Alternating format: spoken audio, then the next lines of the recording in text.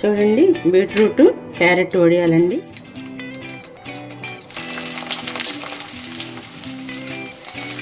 బాగున్నాయి క్యారెట్ వడియాలు. బీట్రూట్ వడియాలు వేసుకున్నాము. అసలు కలర్ కూడా మంచి కలర్ వచ్చినాయి.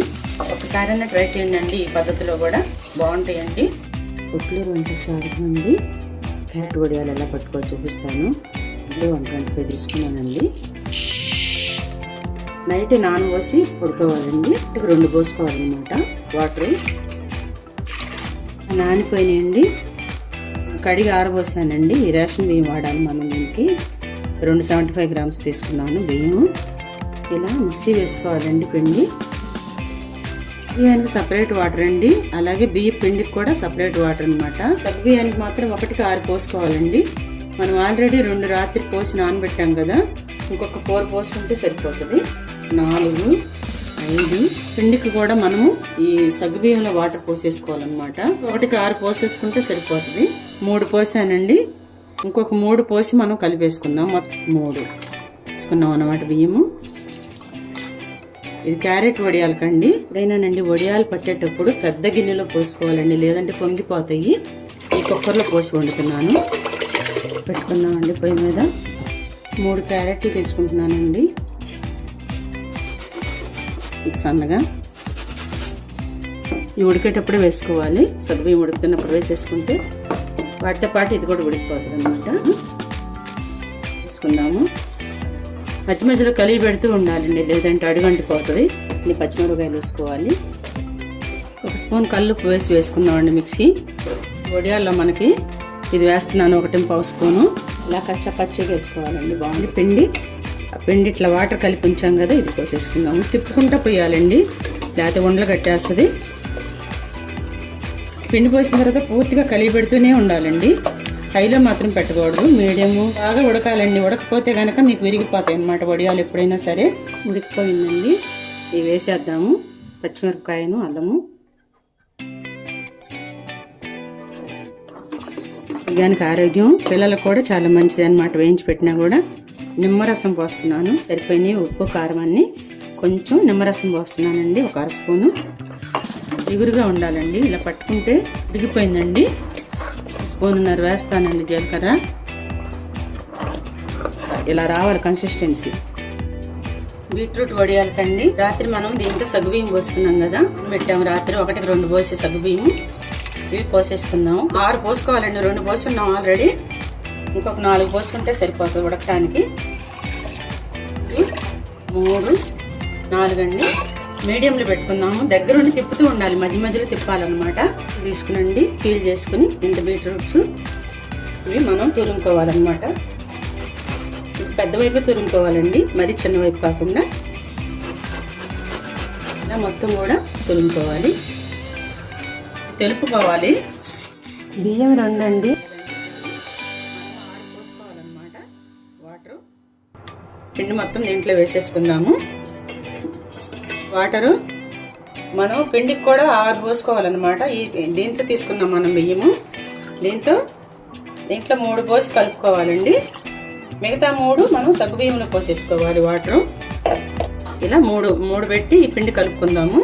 పిండిలో పోయాల్సిన 3, 1, 2, 3. సగ్గుబియ్యానికి 6 అండి, పిండికి 6. మీరు పక్కాగా చేసుకోవచ్చు అనమాట. ఇంకా ఎక్కువ తక్కువలో అన్నమాట.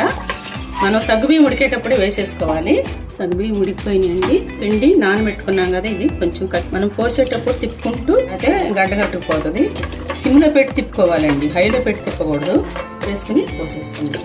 దగ్గరే ఉండి తిప్పుకోవాలండి. ఈ టైం అడుగు పట్టేస్తుంది. 1, 5, 6 పచ్చిమిరపకాయలను. అల్లం మరీ ఎక్కువ వేయకూడదండి, కొంచెం వేసుకోవాలి. అల్లం పట్టాను. నేను 1 స్పూన్ సాల్ట్ వేసి పట్టానండి. ఉడికిపోయింది చూడండి, అంతా జిగురుగా ఉందన్నమాట. పచ్చిమిరపకాయ పేస్ట్ కూడా వేసేసుకున్నాను.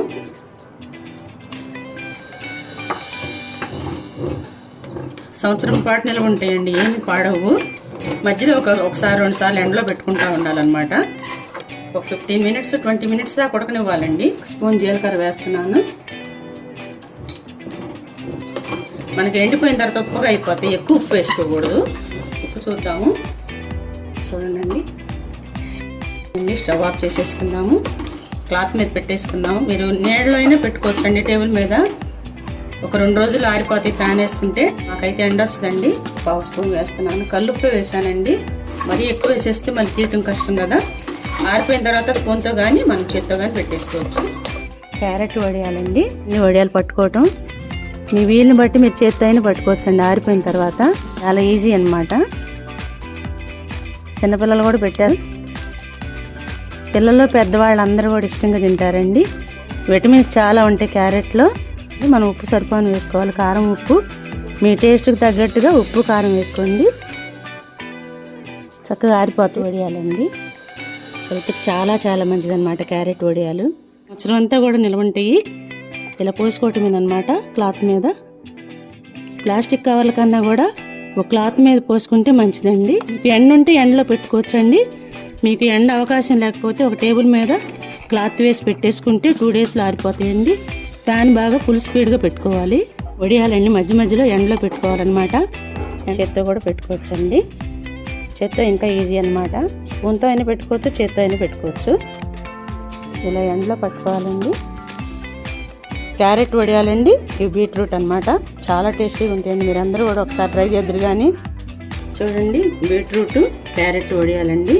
పట్టుకున్నాం కదా, ఎండలో పెట్టాము. బాగా ఎండిపోయినాయి. క్యారెట్ మంచి కలర్ఫుల్గా ఉన్నాయి. ఇలా చేసుకు తింటే మనకి విటమిన్స్ ఉంటాయండి ఎంతో కొంత. మరి ఒట్టి బియ్య పిండిలో ఏమీ ఉండదు కదా.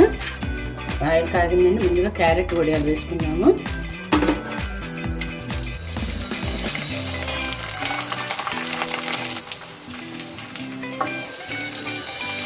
క్యారెట్ వడియాలు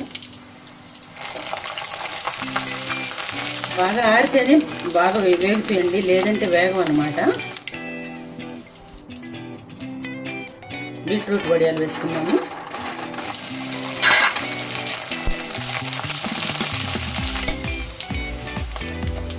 ఒకసారైనా ట్రై చేయండి. ఈ పద్ధతిలో కూడా బాగుంటుంది. మీడియంలోకి హైలోకి అడ్జస్ట్ చేసుకుంటూ ఫ్రై చేసుకోవాలి.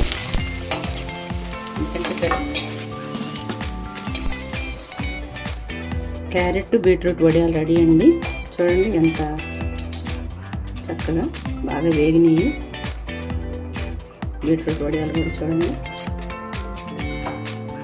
చాలా బాగున్నాయండి. టేస్ట్ కూడా చాలా బాగుంటుంది. అందరికి కూడా ఆరోగ్యానికి కూడా మంచిదన్నమాట. ఇలా చేసి తింటే ఎప్పుడన్నా వేసుకోవచ్చు. మీకు నచ్చినట్టయితే అందరికీ షేర్ చేయండి. మీరు కూడా తయారు చేసుకుని ఎలా ఉన్నాయని చెప్పి కామెంట్స్ పెట్టండి. నా ఛానల్ సబ్స్క్రైబ్ చేయండి. సబ్స్క్రైబ్ చేయకపోతే థ్యాంక్ యూ అండి.